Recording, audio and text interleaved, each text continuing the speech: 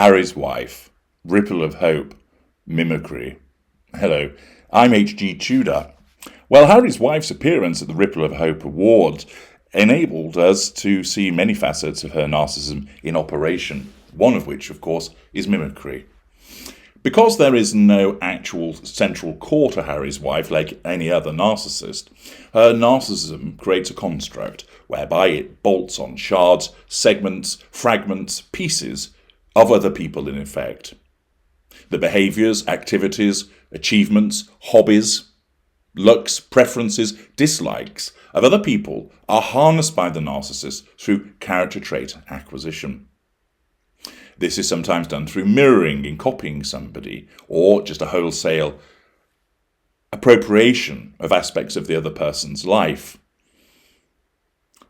Of course, it's said that imitation is the sincerest form of flattery, but when it's done by a narcissist, it's done with the sense of entitlement, no accountability for the behaviour, and a lack of boundary recognition.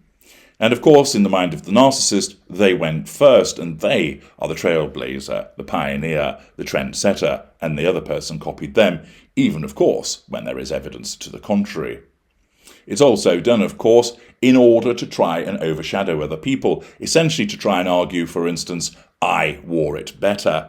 Something, of course, as we know, with Harry's wife's complete inability to listen to her stylists, means that that's never an award that she's going to win, unless she pays for it herself. Now, returning to the Daily Mail's article, it explains Harry's wife appeared to take a leaf out of the Princess of Wales's style book as she donned a daring off-the-shoulder white gown complete with thigh-high slit, days after Kate wore a near-identical design to the Earthshot Gala in Boston, mirroring character trait acquisition overshadowing. The 41-year-old Duchess was beaming from ear to ear as she made her way into the Ripple of Hope Gala. Harry's wife went all out with her ensemble for the evening, opting to wear a custom-made, form-fitting Louis Vuitton gown that left her shoulders completely exposed. It also featured a racy thigh-high split that flashed her lean legs as she strutted through the Manhattan rain. She paired the look with a boxy black clutch and long gold earrings, while her brunette locks were slicked back into a low bun.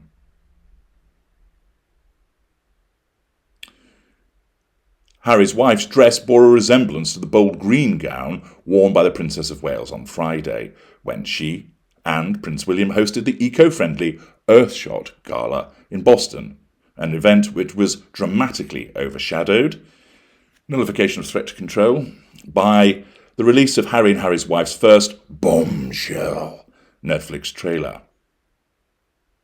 Much like Kate's gown, which was rented in keeping with the environmental ethos of the Earthshot Prize, Catherine demonstrating her emotional empathy and consistency, Harry's wife's dress had an off-the-shoulder neckline, long sleeves and a slit, although the Princess of Wales's was at the back of her gown, while the Duchess of Sussex's ran up the front of her design.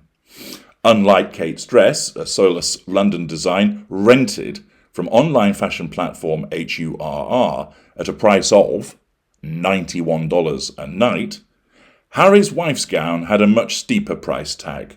In fact, the Duchess's white gown was a one-of-a-kind piece designed for her by Louis Vuitton's creative director, Nicolas Guesquier, according to Vogue. Interestingly, while Harry's wife's dress design was reminiscent of Kate's Earthshot gown, the Sussex's arrival at the Ripple of Hope Gala that evening couldn't have been further from the climate-focused initiative founded by the Prince of Wales. And so, we have a contrast. Not only has she mimicked what Catherine was wearing, but also, unlike Catherine, who chooses not to spend a huge amount of money on the dress and still looked fantastic, as she invariably always does, stylish and elegant, and sticking to her principles, Harry's wife, of course, doesn't care. She splashes the money around left, right, and centre, because, like certain narcissists, she can spend, because she doesn't concern herself with who's paying for it. Invariably, many narcissists will acquire money from other people and utilise it for their own purposes. But the fact is that her narcissism causes her to focus on the moment to ensure that the expenditure is done there and then to assert control and draw fuel, to manage a facade, without any care or consequence for what might occur. So this is why you'll get certain narcissists that will engage in behaviours such as spending large amounts of the household budget on clothing and potions and lotions in order to look and smell good, whilst their kids run around with their arses hanging out. It's why certain narcissists go shoplifting, stealing from other people to obtain designer gear or technology, for instance, so that they look good and bugger the person who's been stolen from, because there is no emotional empathy for how they've been affected. It's why certain narcissists will insist on eating a particularly fatty diet and imposing it on the rest of the family. They have no emotional empathy for the fact that they've all got to chew their way through tofu every single day, because it's all part of the faddish diet that that particular narcissist is engaging in order to ensure that they look good. It's why certain narcissists would be found down the gym and missing their child's piano recital or Christmas play, because the way they look is far more important. And it's the same with Harry's wife. Although invariably she looks something of a fashion disaster, this appearance wasn't one of her worst, it has to be said, but nevertheless she still does not carry matters off with the style and elegance of the Princess of Wales, which of course will infuriate Harry's wife when she sees the commentary about the two of them in terms of what they're wearing. That all amounts to challenge fuel. But the point is that her narcissism dictates that she is better looking, that she looks fabulous, that she's entitled to spend these ridiculous sums of money on clothing because, well, it's her money.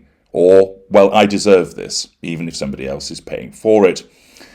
Witness, of course, the expenditure in the first year of circa £1 million with regard to designer couture that left Prince Charles undoubtedly scratching his head as to say, how on earth can somebody get through that amount of money on fashion in just 1 year? Harry's wife, of course, has engaged in mimicry, and the mimicry of Catherine is done by way of character trait acquisition to assist with the further assertion of control over those around her.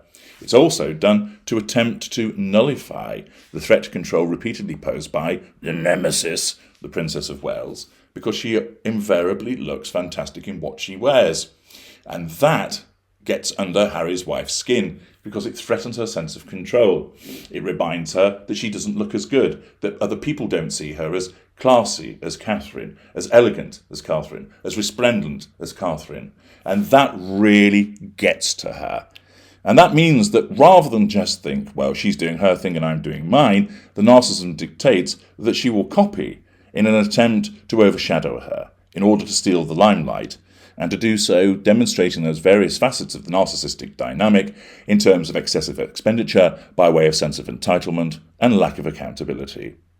I'm H.G. Tudor. Thank you for listening.